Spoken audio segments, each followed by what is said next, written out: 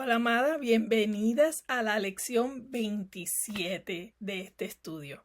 Hoy estamos en los capítulos 11 al 13 de Nehemías y tengo varios anuncios. Primero, la semana 30 es nuestra noche de compartir. Será el martes 28 a las 7 p.m. y lo vamos a hacer por Zoom. Nos vamos a reunir todas como clase de BSF Miami en español, todos los grupos en un mismo espíritu, en un mismo Zoom, para testificar lo que Dios ha hecho en nuestras vidas a través de estas 30 semanas. Así que vayan anotándolo en el calendario y haciendo los arreglos necesarios para venir y darle todo el honor y toda la gloria a aquel que es digno de recibirla. Es un hermoso tiempo para cerrar el estudio, testificando de su grandeza, magnificando a Dios y viendo cómo Él ha madurado su pueblo a través de estas 30 semanas. Así que hagamos arreglos y nos veremos aquí todas juntas. Así podemos ver todas las que están presencial, las que están en otros Zooms, el martes 28 a las 7 p.m. Será de 7 a 8:30, testificando acerca del Señor. Y de ahí nos despedimos hasta el próximo estudio, que será Romanos, que comenzará la semana del 8 y 9 de septiembre.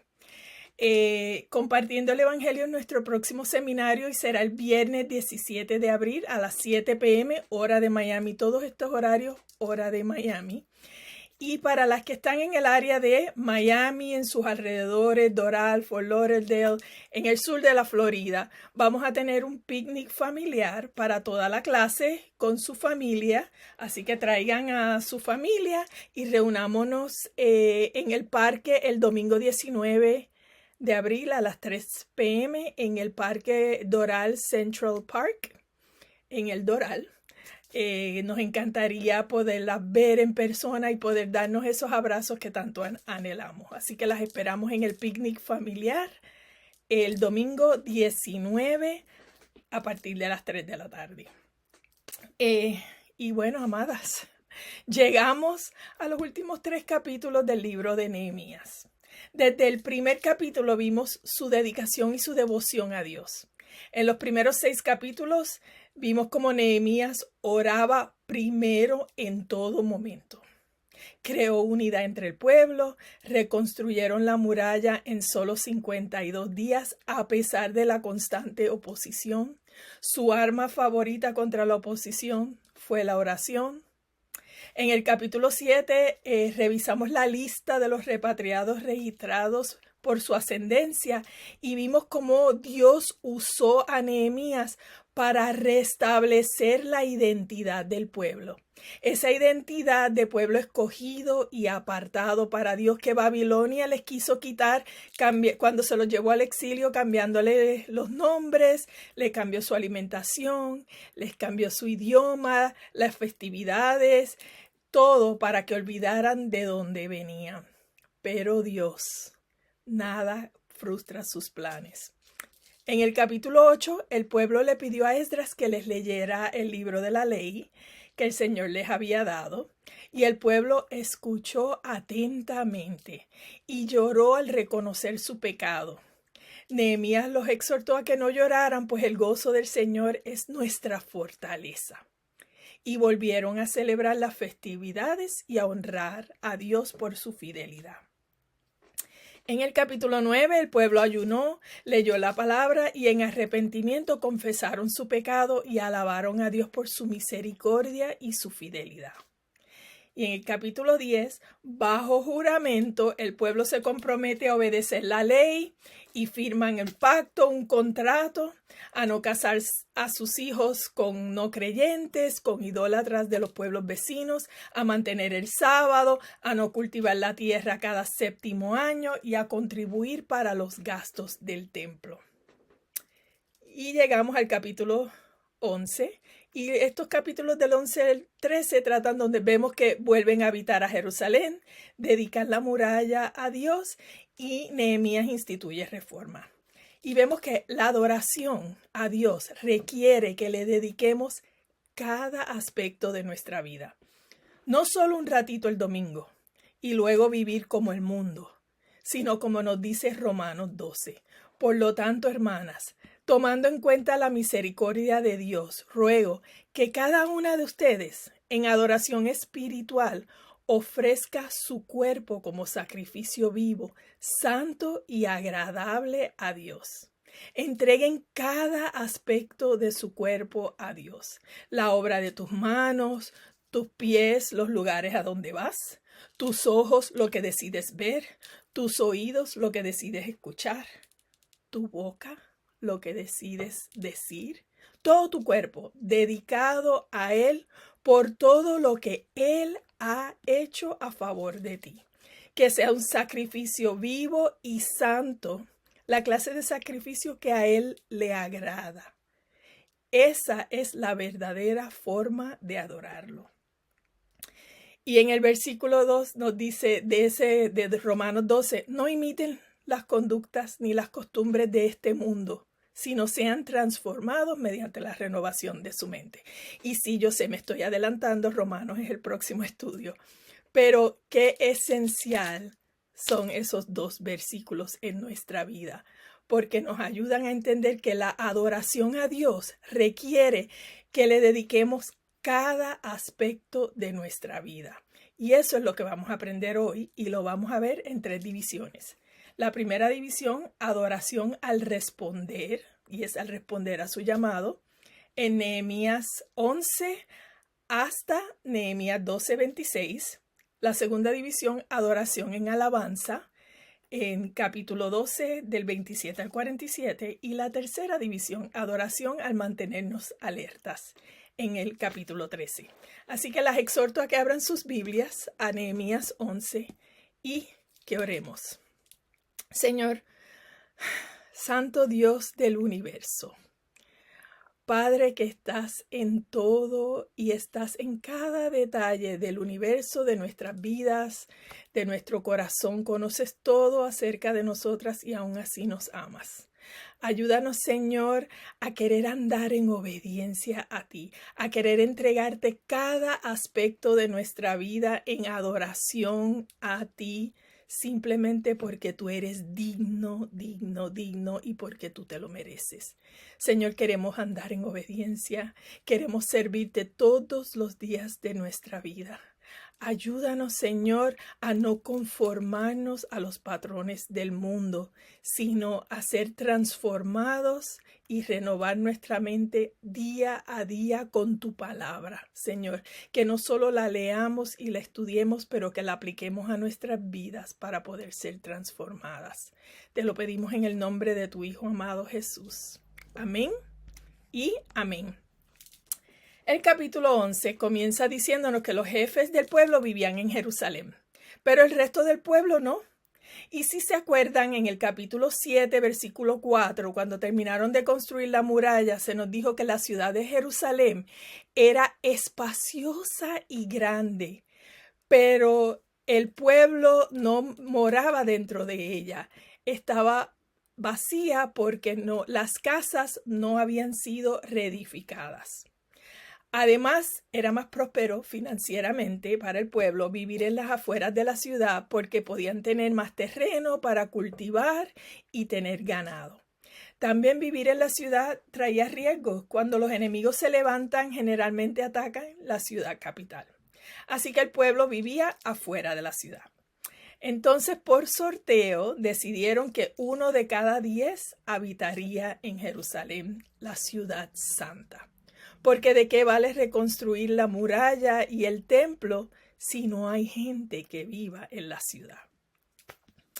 Un grupo de hombres se ofreció voluntariamente a mudarse a Jerusalén. No esperaron el sorteo, sino que pusieron el repoblar la ciudad santa como prioridad, sin pensar en lo inconveniente que es mudarse o lo peligroso que es vivir en la ciudad capital y estar en la mirilla de los enemigos. Porque para vivir en Jerusalén tenían que reajustar su punto de vista sobre las posesiones. Tenían que renunciar a tener terreno y sus rebaños. Quizás tendrían que buscar una nueva ocupación. Probablemente dejar familia y amigos afuera de la ciudad. Vivir en Jerusalén implicaba renovar la mente a diario al caminar por las calles de una ciudad que poco a poco se estaba repoblando, pero estaba medio vacía aún y que no se veía tan gloriosa aún. Pero sus prioridades estaban en orden. Primero Dios y su reino, y lo demás vendrá por añadidura. Y el pueblo los bendijo por aceptar ese reto por Dios y para Dios. Dios es digno de toda adoración, y estos hombres lo adoraron con cada aspecto de su vida. ¿A dónde te está llamando Dios a servir y es un reto para ti? ¿Cuál es tu respuesta a Él? La palabra de Dios nos dice en Apocalipsis 21 que en el final del tiempo, la ciudad santa, la nueva Jerusalén, descenderá del cielo, descenderá de Dios. Y los que hemos recibido a Jesús como nuestro Señor y Salvador, habitaremos en la ciudad nueva, en la nueva Jerusalén. Amén y aleluya. La gente hoy aún se niega a ser habitantes de la nueva Jerusalén, por las mismas razones que muchos no querían vivir en Jerusalén en aquel tiempo, porque tienen que reajustar su mente, porque tienen que renunciar a posesiones, porque quizás tienen que dejar familia y amigos fuera, porque puede que traiga dificultades, por las mismas razones que lo hicieron en aquel tiempo la gente hoy. No quieren hacer cambios y ajustes. Y el versículo 3 nos anuncia un listado nombrando a los jefes de las provincias, los descendientes de la tribu de Judá, de Benjamín, sacerdotes de la tribu de Leví y los servidores del templo. Una vez más vemos la importancia de la genealogía para el pueblo escogido de Dios. Cada uno mencionado, registrado por nombre y por su ascendencia. Los descendientes de Judá son 468 guerreros valientes. Los descendientes de Benjamín son 928 y la nueva versión internacional en inglés los llama hombres valientes. Los sacerdotes son 128 valientes. Los levitas eran 284 y mencionan descendientes de Asaf. Asaf, el salmista de la tribu de Leví, que fue uno de los músicos del rey David, que dirigió la alabanza cuando el arca del pacto llegó a Jerusalén. Y hay varios salmos que llevan su nombre. Los porteros eran 162. Y Dios es digno de toda adoración. Y estas personas lo adoraron en el rol asignado para cada uno de ellos. Y en el capítulo 12, del 1 al 26, nos da el listado de los sacerdotes y los levitas repatriados que adoraron al Señor en su servicio. Cada una de estas personas fue movilizadas en un mismo espíritu y con un mismo propósito para formar la iglesia de Dios. ¿Qué aprendemos en esta sección? Que la adoración a Dios acoge su llamado y acepta donde te planta. Esta lista de líderes, sacerdotes, porteros, siervos, civiles y gente real y ordinaria como tú y como yo, a quien un Dios extraordinario los llamó a ser partícipes de su obra. Y a cada uno le dio una asignación individual. Cada uno respondió como el profeta Isaías: heme aquí, envíame a mí. Y Dios los llamó valientes, dispuestos a arriesgar todo por servir el reino de Dios. Y aceptaron ser plantados en Jerusalén. ¿Qué temores, dudas o objeciones están obstaculizando que tú acojas con entusiasmo el llamado de Dios en tu vida? Sé valiente y confía en el que te llama por tu nombre y te capacita. ¿De qué forma adoras al Señor? La obediencia y el servicio a Él son actos de adoración. Caminamos con Él por fe y no por vista. Vivir para Él implica morir al yo, a mi tiempo y acoger su llamado para su gloria. Y al final ves que morir al yo vale la pena. Servir tiene un costo, pero da frutos de valor eterno. En la segunda división, comenzando en el versículo 27 del capítulo 12, vemos que llegó el momento de dedicar la muralla a Dios. Buscaron a todos los levitas para que fueran a Jerusalén a colaborar en la ceremonia.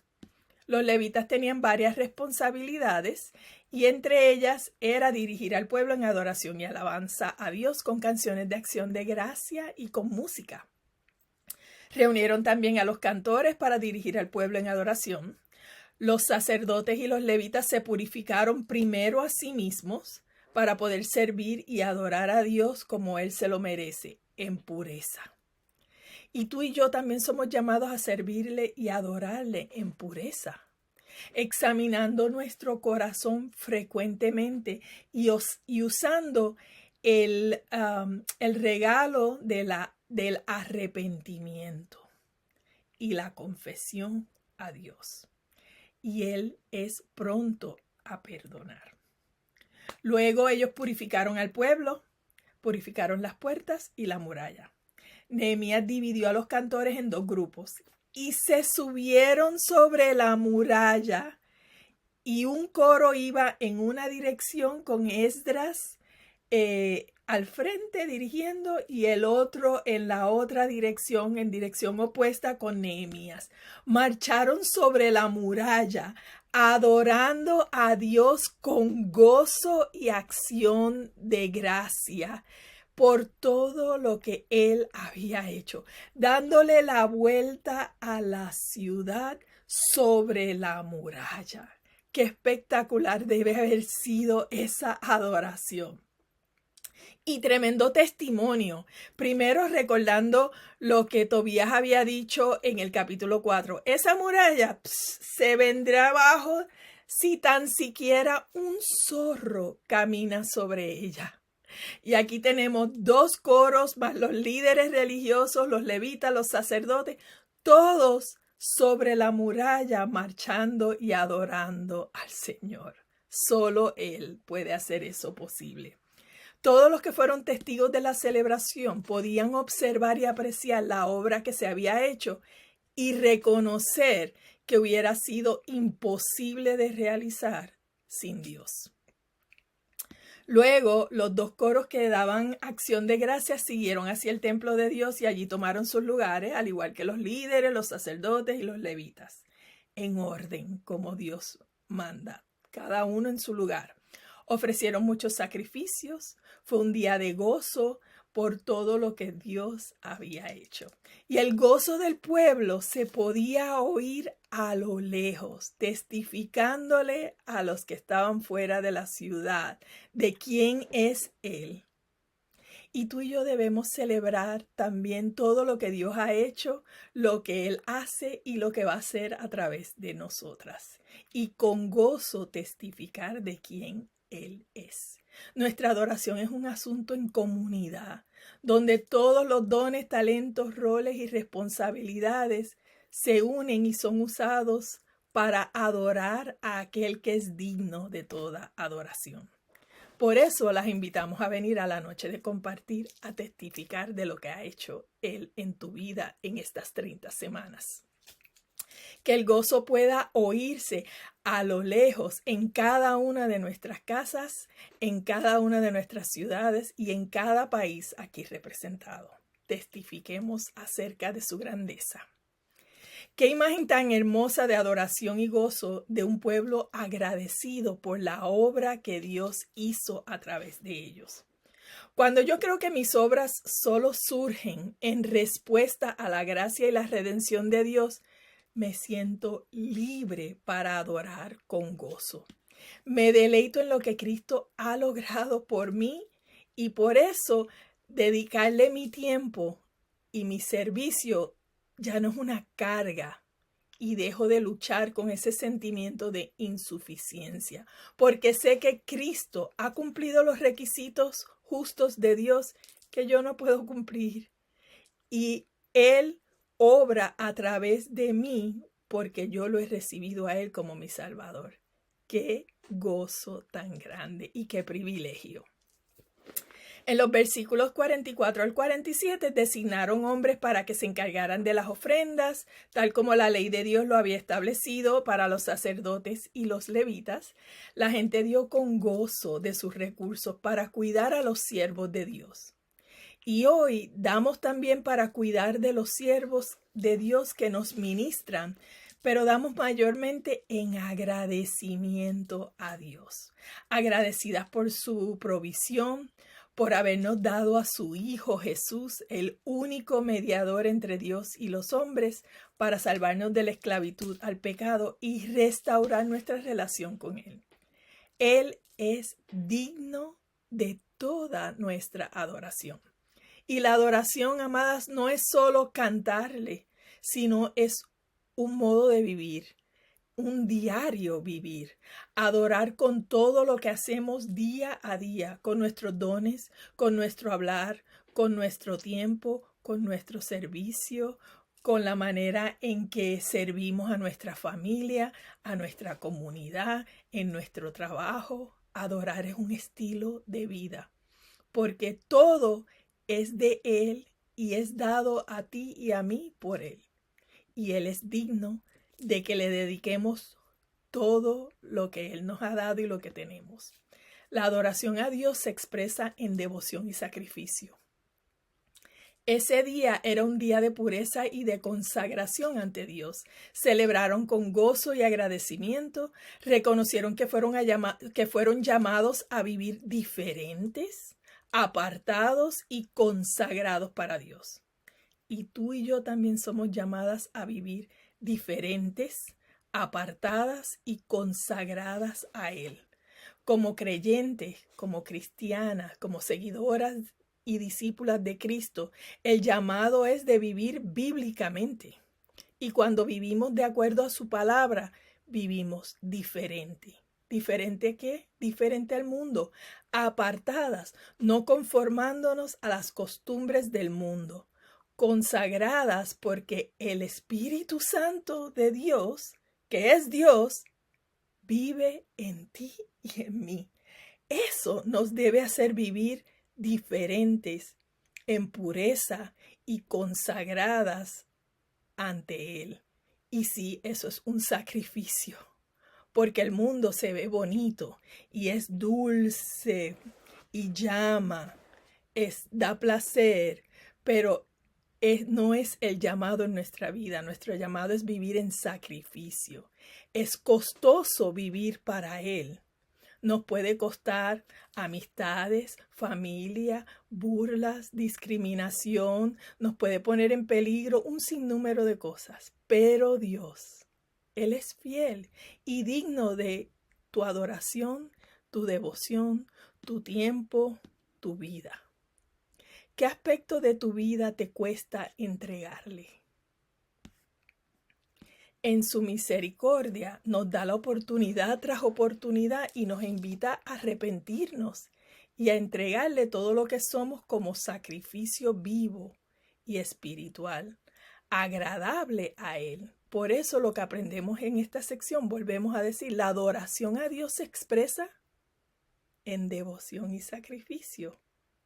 ¿Cómo estás expresando tú tu devoción a Dios? ¿Cómo expresas tu adoración a Él? ¿Qué sacrificio te está pidiendo y te está costando un mundo entregarle?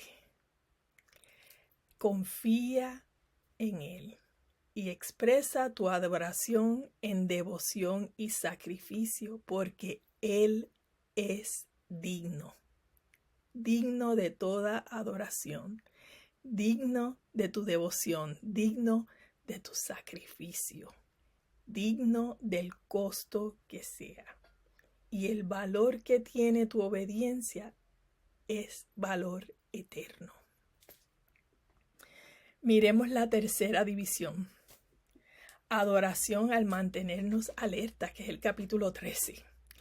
Ese mismo día, mientras se leía la palabra de Dios, encontraron el pasaje que dice que jamás se debe admitir a un amonita o un moabita en la asamblea de Dios, porque estos se habían negado a darles comida y agua a los israelitas en el desierto, y además contrataron a Balaam para que los maldijera, aunque Dios convirtió la maldición en bendición. Pero cuando se leyó este pasaje de la ley, inmediatamente se excluyó de la asamblea a todos los que tenían ascendencia extranjera.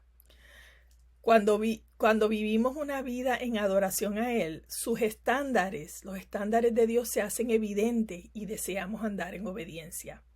Y esto de excluir a estas personas de la asamblea no es discriminación, porque si ustedes se acuerdan, Ruth, la moabita, está en la genealogía de Jesús. Pero esto viene porque estos pueblos tenían una larga historia de oposición a Dios y de violencia hacia su pueblo por su idolatría. Y Dios los había llamado, a su pueblo escogido, los había llamado a ser apartados y a apartarse de estos pueblos idólatras. En los versículos del 4 al 6, Nehemías había tenido que regresar a Persia a cumplir con su responsabilidad de servirle al rey Artajerjes, que era su trabajo. Y los eruditos calculan que estuvo fuera de Jerusalén unos 10 a 12 años. Y leemos ahí que Eliasib, el sacerdote encargado de los almacenes del templo, y que estaba emparentado con Tobías por matrimonio, como habíamos aprendido en unas lecciones atrás, le permitió a Tobías acceso a un depósito o a un cuarto grande en el templo para su uso personal. En el templo. Y a la misma vez que esto está pasando, el pueblo descuidó el diezmo requerido para los levitas, y eso hizo que al no tener una manera de sostenerse, los levitas se fueron para ocuparse de sus campos, se fueron de la ciudad y descuidaron sus obligaciones en el templo. Nehemías le pide permiso al rey para regresar a Jerusalén, y cuando llega se encuentra este desastre. Y se enojó muchísimo al ver que el templo había sido profanado. Así que echó todas las cosas de Tobías a la calle y mandó a purificar todo. Reprendió a los jefes por no cumplir lo establecido por la ley de Dios.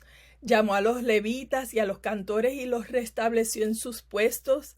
Reinstituyó el compromiso de diezmar y puso a cargo hombres de confianza. Los reorganizó. Más que nada nos podemos ver a nosotras mismas reflejadas en esta situación, ¿verdad?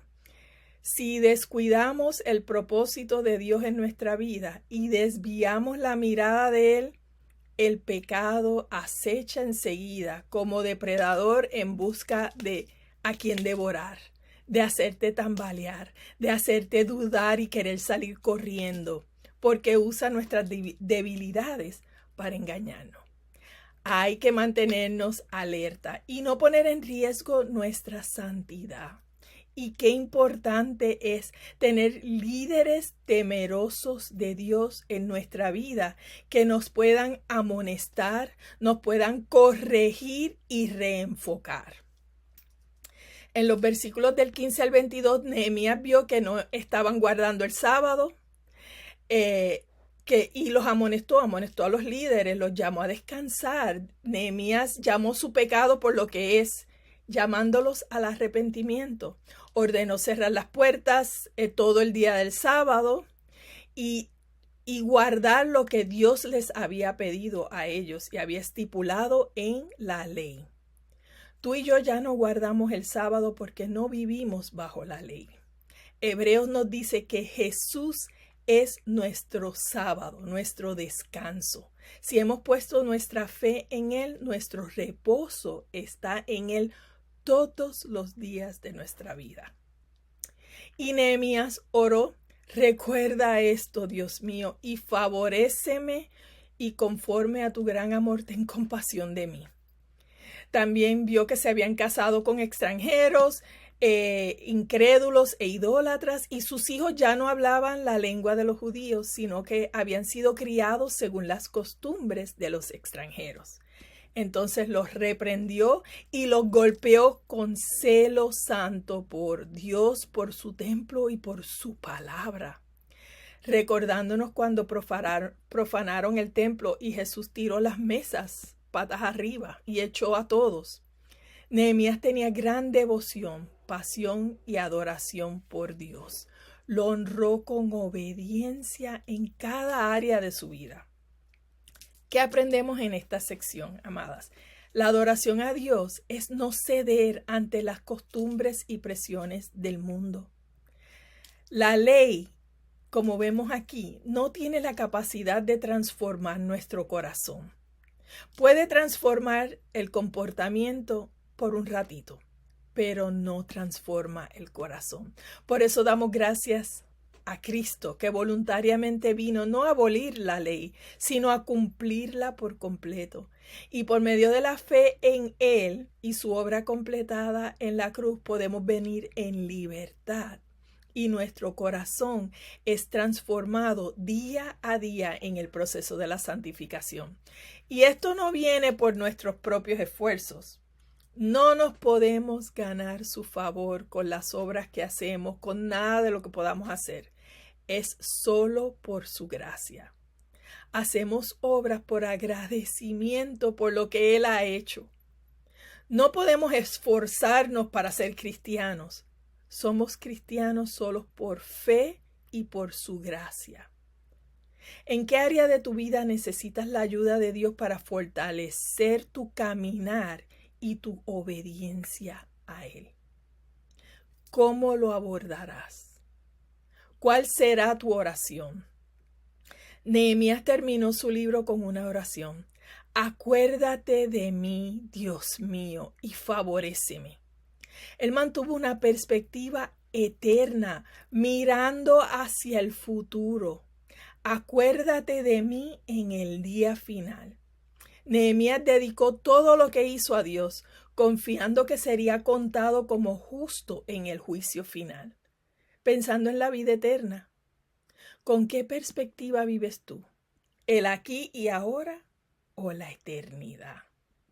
Nehemías nos recuerda a Jesús, que vino a los escombros de la tierra para restaurar a la humanidad, que entró en el templo y encontró que había sido profanado y como Nehemías echó afuera la corrupción. Nehemías mantuvo su relación y su intimidad con Dios orando ante todo.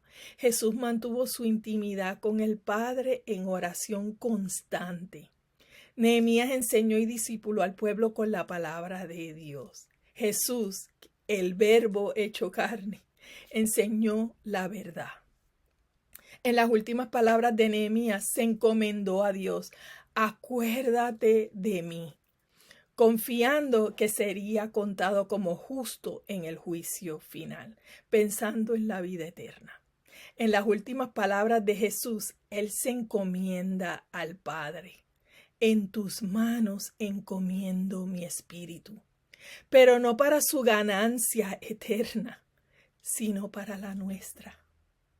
Dios recuerda la obra que Cristo completó y nosotros los creyentes recibimos el beneficio, su favor y su justificación. Amén y aleluya. Oremos. Señor Padre Todopoderoso, gracias por tu misericordia, gracias por tu favor sobre nosotros, gracias por el sacrificio de Jesús en la cruz por el perdón de nuestros pecados. Señor, que gobierne en nuestros corazones la paz de Cristo, a la que somos llamados en un solo cuerpo. Ayúdanos a ser agradecidos, que habite en nosotros tu palabra con toda su riqueza instruyéndonos y redarguyéndonos con sabiduría. Ayúdanos a levantarnos unas a las otras y a alabarte con gratitud de todo corazón. Y que todo lo que hagamos, de palabra o de obra, lo hagamos en el nombre de tu Hijo amado Jesús, dando gracias a ti, Señor, por medio del Espíritu Santo. En tu nombre hemos orado. Amén y amén. Bendecida semana, amadas.